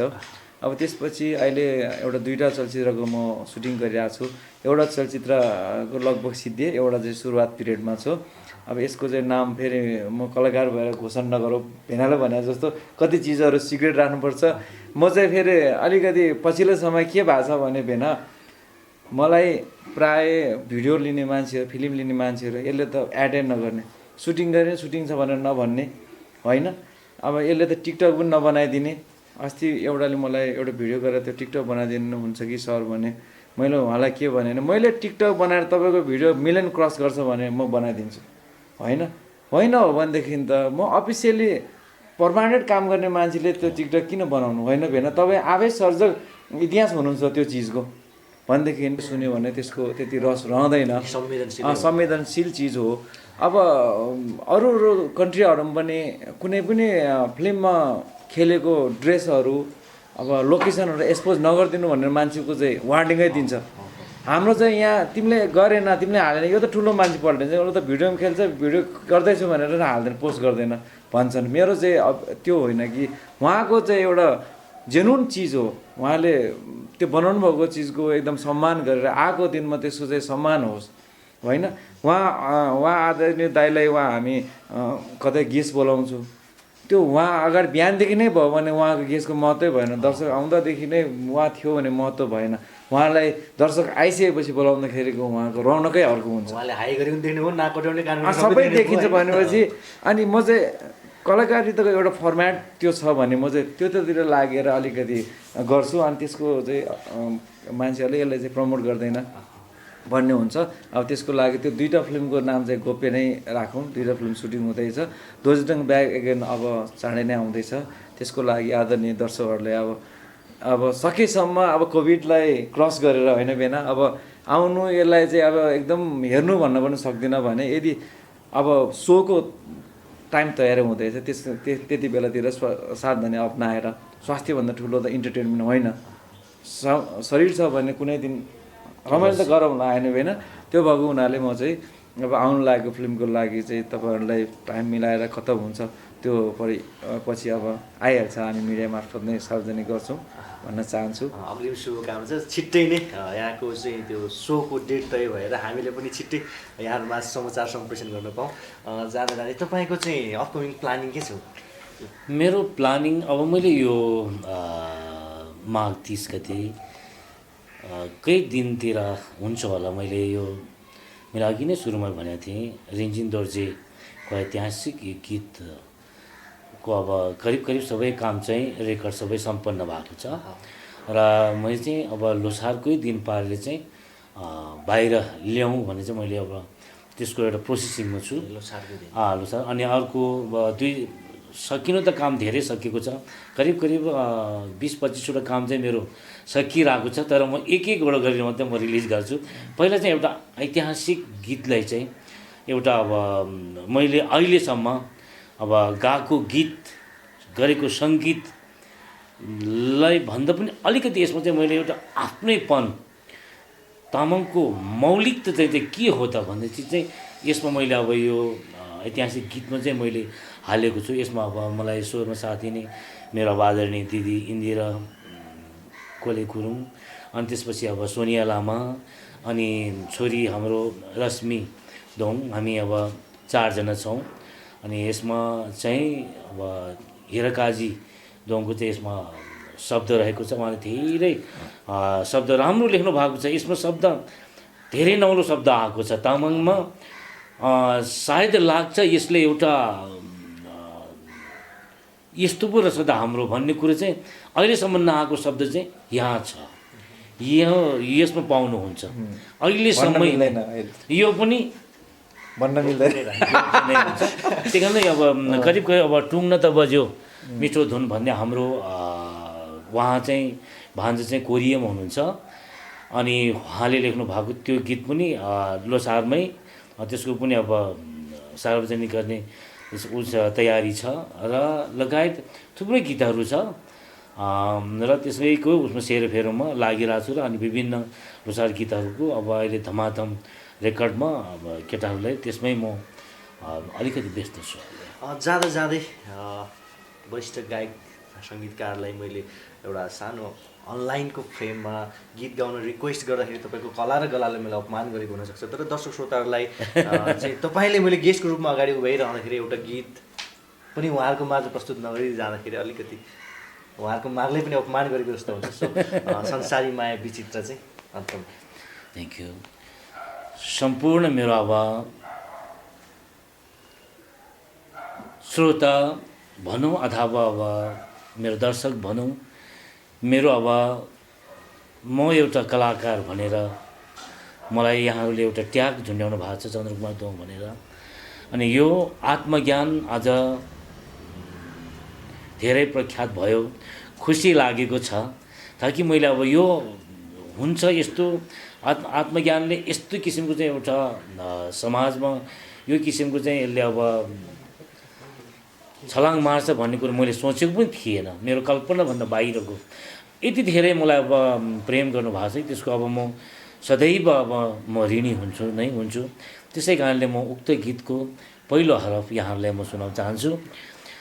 संसारी माया विचित्र मरेर के पो लान्छ र, संसारी माया विचित्र मरेर के पो लान्छ र, नगर व्यर्थै लोभी मन छोडेर जान्छ व्यर्थैको धन, आखिर एक पेट खानु छ हाँसी खुसी जिउनु छ, अधर्म कहिले नसोच्नु सके पुण्य कमाउनु, अधर्म कहिले नसोच्नु सके पुण्य कमाउनु।